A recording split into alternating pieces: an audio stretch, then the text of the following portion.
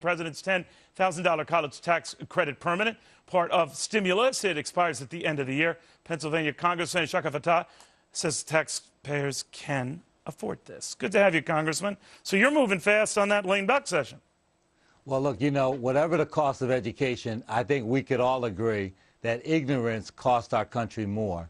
And I know there's a lot of fans of this notion of gridlock, but, when we're ranking 20th in the world in education, when we're 9th now in the world in the number of our kids graduating from college, and we have some real challenges.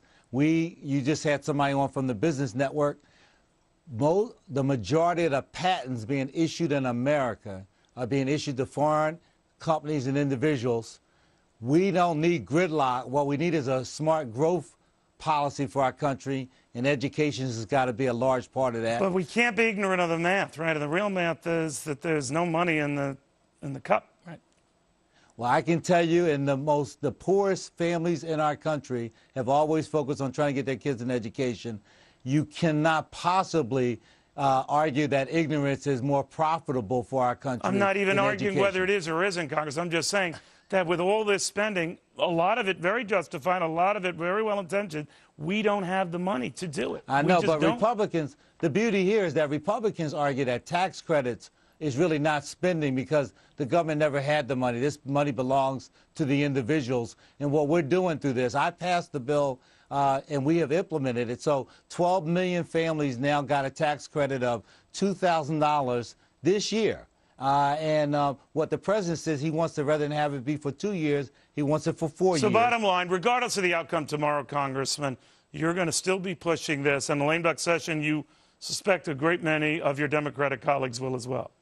Well, 4/5 of my Democratic colleagues are going to get reelected by everyone's agreement.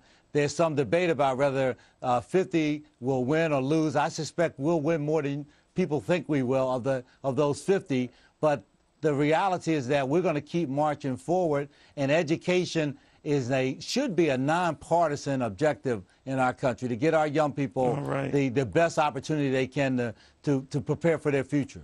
All right. Well, I will say this, Congressman, you always stick to your guns, and you're not one of these who goes flipping around on all sides. It's always good to have you, sir. Thank you very much. Thank you, Neil. And everybody should come out and vote, except for those Republicans who have already won. They can have their victory party tonight, and we'll see the results tomorrow. Fair enough.